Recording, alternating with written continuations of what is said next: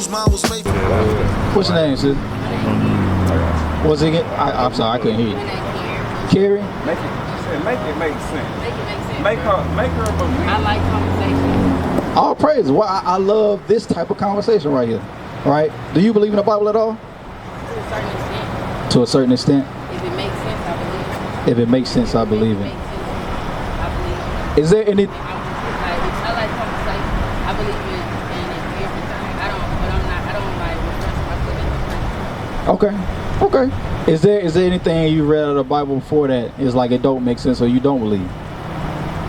I don't really want to talk about that. We just talk about what you want. How to make sense. Like, Well, I'm saying that's literally.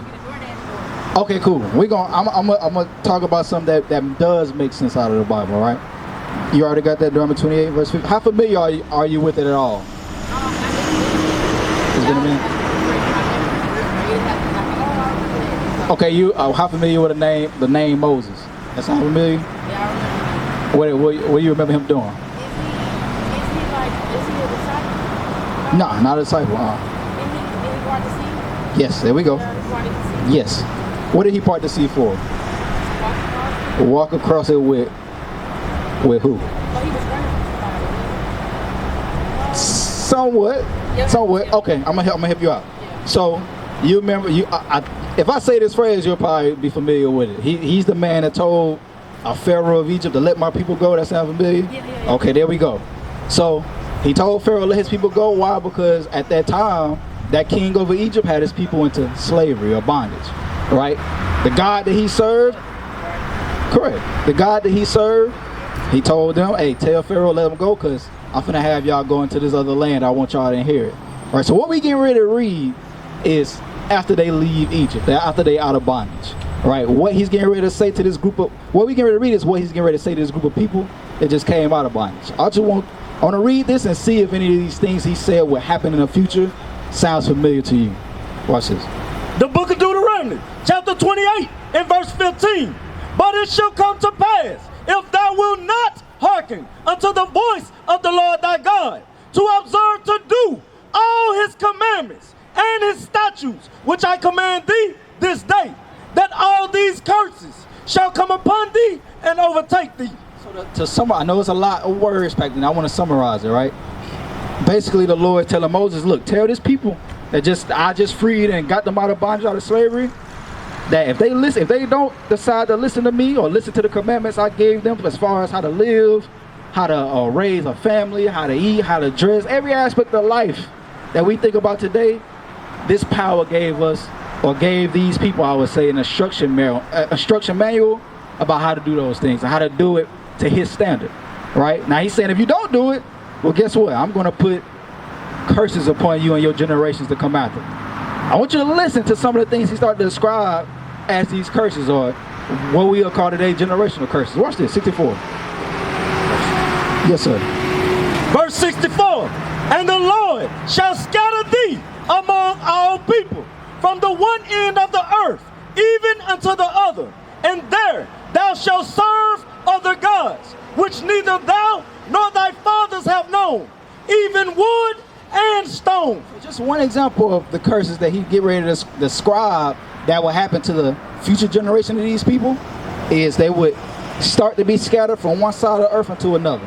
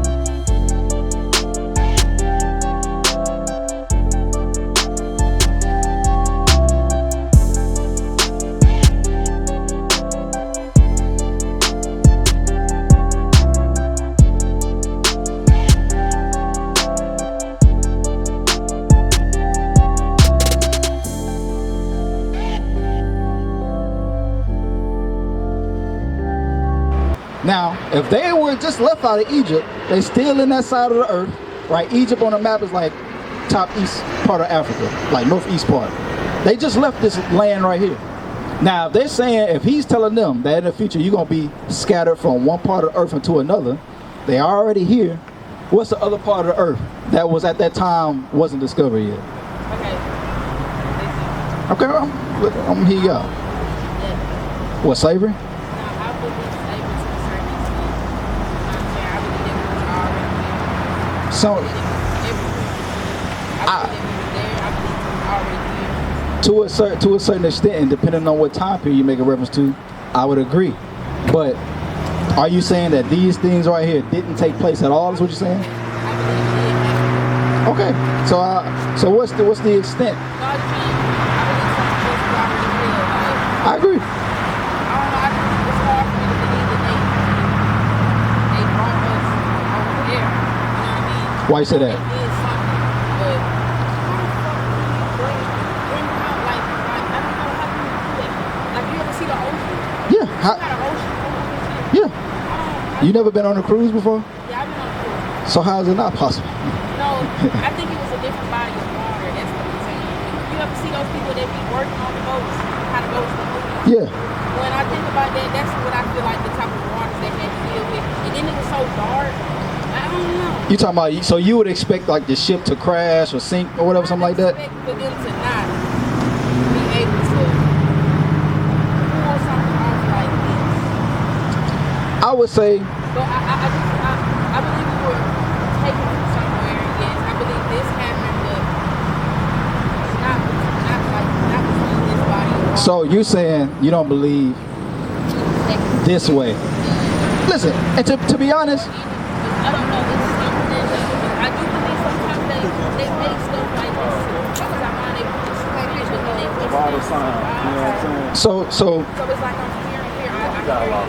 I believe certain things, but then again, it's certain times it stop and it's like, you know? so this is what I would say. And since I want you to join in this conversation as well, you and your child. Yes, please. I gotta go. This is what I do want to say about that, right?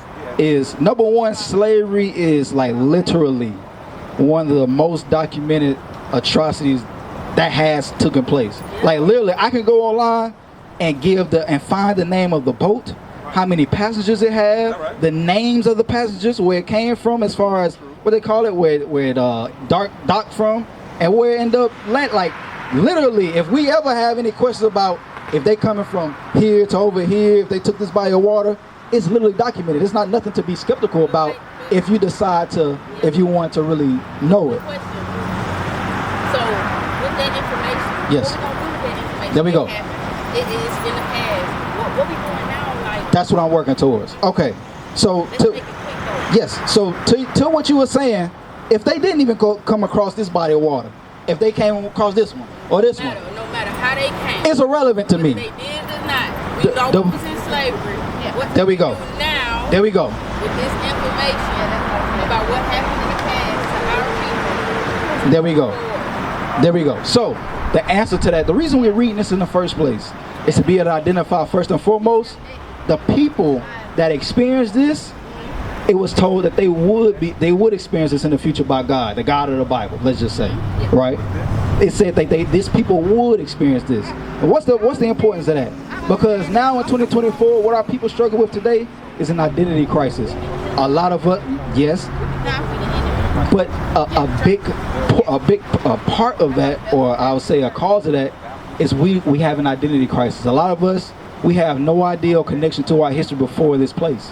A lot of our history go back to Rosa Parks, and as far as this, after that, everybody in no like La La Land, we lost as hell. They need information to start doing what this power that allowed this to take place, to start pleasing that power. There we go. Watch this, Deuteronomy 28:1. Yeah, this is the last thing we'll read you, because this, watch this, 28:1, watch this. The book of Deuteronomy, chapter 28 and verse 1. And it shall come to pass, if thou shalt hearken diligently unto the voice of the Lord thy God, to observe to do all his commandments, which I command thee this day, that the Lord thy God will set thee on high above all nations of the earth. What is a nation?